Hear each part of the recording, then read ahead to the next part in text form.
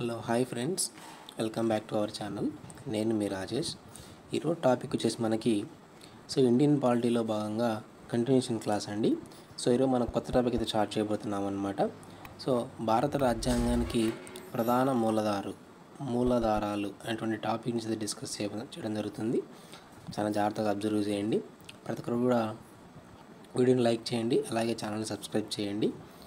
ఇవన్నీ కూడా మనకు ఏపీపీఎస్సి, అలాగే టీఎస్పీఎస్సి, ఏపీ కానిస్టేబుల్, ఆర్ఆర్బీ, డిఎస్సికి సంబంధించినటువంటి క్లాసెస్ అనమాట. ప్రతిదీ కూడా మీకు డెప్త్గా చాలా అర్థవంతంగా చెప్పడం జరుగుతుంది. చాలా జాగ్రత్తగా అబ్జర్వ్ చేయండి. ఎవరైనా సరే నోట్స్ ప్రిపేర్ చేసుకున్న వాళ్ళు ఉంటే నోట్స్ కూడా ప్రిపేర్ చేసుకోవడానికి ట్రై చేయండి, ఓకేనా. ఇక్కడ మనము టాపిక్లోకి వచ్చినట్లయితే భారత రాజ్యాంగానికి ప్రధాన మూలాధారాలు అనేటువంటి టాపిక్ అయితే డిస్కస్ చేద్దాం, ఓకేనా. ఇక్కడ చూసినట్లయితే మనము క్లాస్లోకి వచ్చినట్లయితే చూడండి, ఇక్కడ భారత రాజ్యాంగానికి మాతృక లేదా నకలు అని మనము 1935 భారత ప్రభుత్వ చట్టాన్ని పిలవడం జరుగుతుంది, ఓకేనా.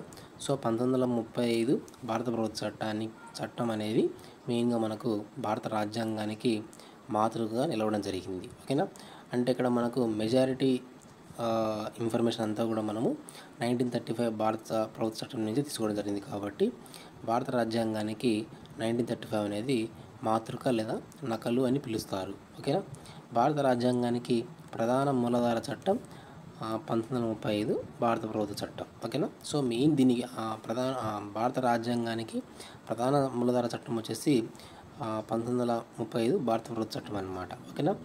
మరి భారత రాజ్యాంగంలో ఏ అంశాన్ని ఏ దేశం నుంచి తీసుకోవడం జరిగింది అనే ఒక అంశాన్ని అయితే డిస్కస్ చేద్దాం. చాలా ఇంపార్టెంట్. ఈ టాపిక్ నుంచి మనం ఖచ్చితంగా ఒక మార్క్ అయితే రావడానికి అయితే ఛాన్స్ అవుతుంది. కాబట్టి ఖచ్చితంగా చాలా జాగ్రత్తగా అబ్జర్వ్ చేయండి. చాలా ఇంపార్టెంట్ టాపిక్, ఓకేనా.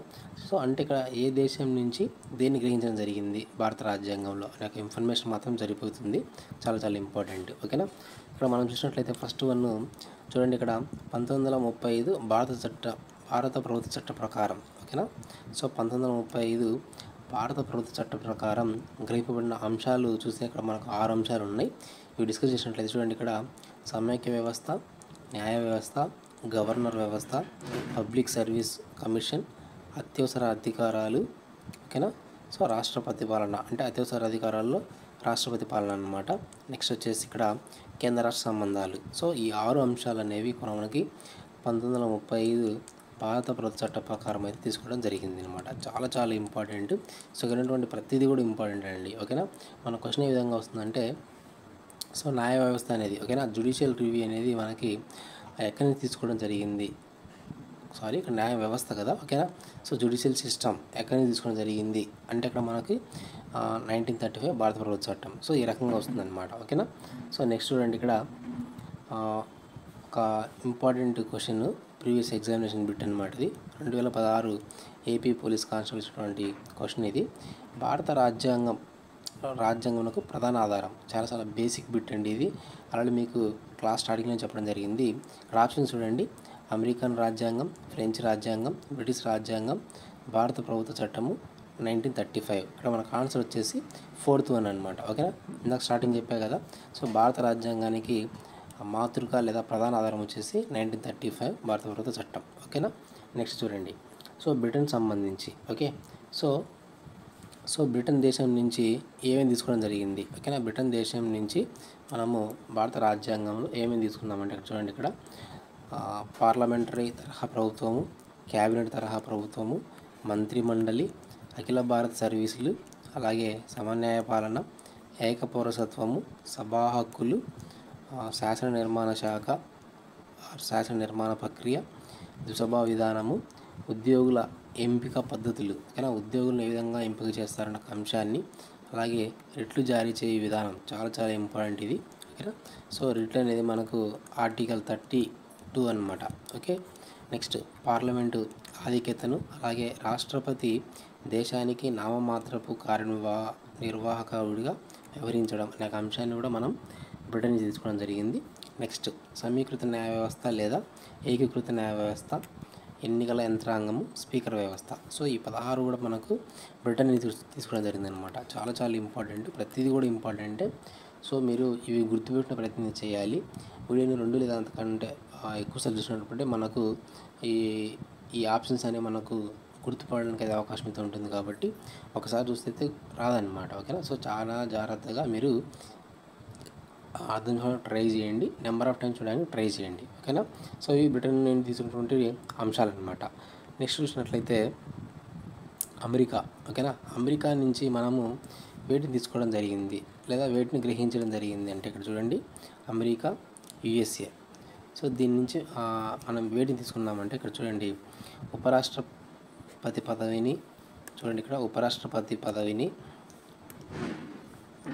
ఓకేనా. నెక్స్ట్ రాజ్యాంగ పీఠిక, ప్రాథమిక హక్కులు, న్యాయ సమీక్ష అధికారం, చాలా చాలా ఇంపార్టెంట్ ఇది. ఓకేనా. జ్యుడిషియల్ రివ్యూ అంటే అమెరికా. రాష్ట్రపతి తొలగింపు విధానం, సుప్రీంకోర్టు, హైకోర్టుల ప్రధాన న్యాయమూర్తులు మరియు ఇతర న్యాయమూర్తులను తొలగింపు విధానం, అలాగే రాజ్యాంగ ఆధిక్యత, స్వతంత్ర ప్రతిపత్తి కలిగిన న్యాయ వ్యవస్థ, దేశ పరిపాలన, రాష్ట్రపతి పేరు మీదగానే జరిగే విధానాన్ని కూడా మనము అమెరికా నుంచి తీసుకోవడం జరిగింది. నెక్స్ట్ రాజ్యాంగ సవరణలో రాష్ట్రాలకు ప్రాతినిధ్యం ఉండే విధానం. సో ఇది కూడా మనకు అమెరికా నుంచి. నెక్స్ట్ ప్రజా ప్రయోజనాల వ్యాజ్యము. సో దీన్ని మనం పిల్ అంటాం. ఓకేనా. సో ఇది కూడా మనకి అమెరికా నుంచి తీసుకోవడం జరిగింది. ఓకేనా. సో నెక్స్ట్ వన్ ఐర్లాండ్ లేదా ఐరిష్ రాజ్యాంగం. ఓకేనా. ఐర్లాండ్ నుంచి ఇంతే తీసుకోవడం జరిగిందంటే ఇక్కడ చూడండి ఆదేశ సూత్రాలు లేదా నిర్దేశిక నియమాలు, రాష్ట్రపతి ఎన్నిక విధానం, రాష్ట్రపతి రాజ్యసభకు 12 మంది విశిష్ట వ్యక్తులను నియమించే విధానాన్ని కూడా మనము ఐర్లాండ్ లేదా ఐరిష్ రాజ్యాంగం నుంచి తీసుకోవడం జరిగింది. ఓకేనా. సో నెక్స్ట్ చూసినట్లయితే కెనడా రాజ్యాంగం. ఓకేనా. సో కెనడా నుంచి దేన్ని తీసుకోవడం జరిగింది, ఏ అంశాలను తీసుకోవడం జరిగింది అంటే ఇక్కడ చూడండి సమైక్య విధానం లేదా బలమైన కేంద్ర ప్రభుత్వం. ఓకేనా. నెక్స్ట్ గవర్నర్ను రాష్ట్రపతి నియమించే విధానం. గవర్నర్ను రాష్ట్రపతి నియమించే విధానాన్ని కూడా మనం ఇక్కడ కెనడా నుంచి తీసుకోవడం జరిగింది. అవశిష్ట అధికారాలు కేంద్రానికి చెందే విధానం. సో అవశిష్ట అధికారాల మీద పవర్ దేనికి ఉంటాయంటే సో కేంద్రానికి మాత్రమే ఉంటాయి. ఆ అంశాన్ని కూడా మనం ఇక్కడ కెనడా ప్రభుత్వాన్ని తీసుకోవడం జరిగింది. నెక్స్ట్ రాష్ట్రపతి సుప్రీంకోర్టు న్యాయ సలహాను కోరే విధానం. ఇక్కడ ఆర్టికల్ 143 ప్రకారం. ఓకేనా. 143 ప్రకారం మనకి ఇక్కడ ఇది ఉంటుందన్నమాట. ఓకేనా. రాష్ట్రపతి సుప్రీంకోర్టు న్యాయ సలహాను కోరే విధానం కెనడా ప్రభుత్వం ఆర్టికల్ 143 సంబంధించి. ఓకేనా. సో ఇవి కొన్ని మనకు ఇంపార్టెంట్ అనమాట. సో మరికొన్ని ఉన్నాయి, అవి కూడా డిస్కస్ చేద్దాం. సో ఇక్కడ మనం ఒకటి ప్రీవియస్ ఎగ్జామినేషన్ బిట్ అబ్జర్వ్ చేసినట్లయితే సో భారత సుప్రీంకోర్టు యొక్క సలహా రూపక పరిధిని ఈ రాజ్యాంగం నుండి గ్రహించడం అనేది ఇందాక నేను చెప్పా కదా. ఓకేనా. సో ఇక్కడ రాష్ట్రపతి సుప్రీంకోర్టు సలహా కోరే విధానాన్ని ఎక్కడి నుంచి అంటే ఇక్కడ చూడండి కెనడా రాజ్యాంగం. ఓకేనా. చాలా చాలా ఇంపార్టెంట్ ఇది. మనకు 2018 ఏపీఎస్ఐలో ప్రిలిమ్స్ వచ్చినటువంటి క్వశ్చన్ అనమాట. చాలా చాలా ఇంపార్టెంట్. నెక్స్ట్ వన్ చూడండి ఇక్కడ దక్షిణాఫ్రికా నుంచి గ్రహించినటువంటి అంశాలు చూసినట్లయితే సో రాజ్యాంగ సవరణ విధానంను దక్షిణాఫ్రికా నుండి, అలాగే రాజ్యసభ సభ్యుల ఎన్నిక విధానాన్ని కూడా మనము దక్షిణాఫ్రికా నుంచి తీసుకోవడం జరిగింది. నెక్స్ట్ వన్ చాలా చాలా ఇంపార్టెంట్. సో జర్మనీ లేదా వైమర్ రాజ్యాంగం. ఓకేనా. జర్మనీ లేదా వైమర్ రాజ్యాంగం అత్యవసర పరిస్థితి విధించినప్పుడు ప్రాథమిక హక్కులను తాత్కాలికంగా నిలుపు చేసే విధానం. చాలా చాలా ఇంపార్టెంట్ అండి. గతంలో మనకు చాలాసార్లు దీని బిట్ రావడం జరిగింది. ఇక్కడ ఉన్నటువంటి ప్రతి కూడా ఇంపార్టెంటే. ఓకేనా. సో నేను కొద్దిగా హైడ్ చేసినవన్నీ కొద్దిగా గుర్తుపెట్టుకొని ట్రై చేయండి. ఓకేనా. నెక్స్ట్ అనమాట సో రష్యా రాజ్యాంగం నుంచి సో ప్రాథమిక విధులు, ఇది కూడా మనకి ఇంపార్టెంట్ వన్. ఓకేనా. ప్రాథమిక విధులు రష్యా నుంచి తీసుకోవడం జరిగింది. సాంఘిక, ఆర్థిక, రాజకీయ న్యాయం చాలా చాలా ఇంపార్టెంట్. సో దీన్ని మనం రష్యా నుంచి తీసుకోవడం జరిగింది. సో దీర్ఘకాలిక ప్రణాళికలు, సో దీన్ని కూడా మనం రష్యా నుంచి తీసుకోవడం జరిగింది అనమాట. ఓకేనా. సో నెక్స్ట్ చూద్దాం.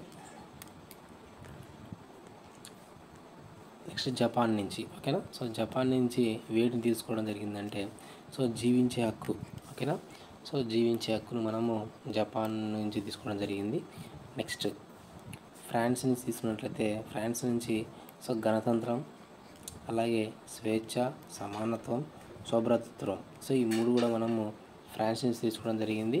నెక్స్ట్ థర్డ్ వన్ వచ్చేసి ప్రొటెం స్పీకర్ నియామకం. ఓకేనా, ప్రొటెం స్పీకర్ నియామకాన్ని కూడా మనము ఇక్కడ ఫ్రాన్స్ నుంచి గ్రహించడం జరిగింది. నెక్స్ట్ వన్ ఆస్ట్రేలియా చూసినట్లయితే, సో ఆస్ట్రేలియా మన ఇక్కడ ఆస్ట్రేలియా నుండి మనం ఉమ్మడి జాబితాను తీసుకోవడం జరిగింది. అలాగే ఉభయ సభల సంయుక్త సమావేశాల ఏర్పాటును కూడా తీసుకోవడం జరిగింది ఆస్ట్రేలియా నుంచి. నెక్స్ట్ థర్డ్ చూసినట్లయితే అంతర్జాతీయ వ్యాపారం మరియు వాణిజ్యం. సో ఈ రెండు కూడా మనము ఆస్ట్రేలియా నుంచి తీసుకోవడం జరిగింది అన్నమాట. టోటల్గా 3 అంశాలను మనం ఇక్కడ ఆస్ట్రేలియా నుంచి తీసుకోవడం జరిగింది. Okay, next one Norway.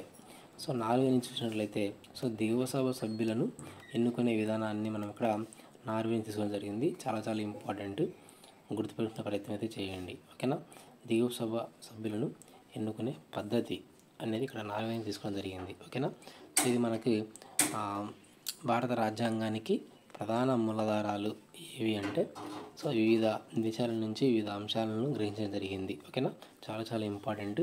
So దీని నుంచి మనకు ప్రతి ఎగ్జామ్ సంబంధించి పాలిటీ సిలబస్లో ఉన్నట్లయితే ఖచ్చితంగా ఒక మార్క్ అడగడానికి అయితే అవకాశం అయితే ఉంది. ఖచ్చితంగా బాగా చదవడానికి అయితే ప్రయత్నించండి, చాలా చాలా ఇంపార్టెంట్. సో రిమైనింగ్ మనము పాలిటీ క్లాసులతో మళ్ళీ కలుద్దాం.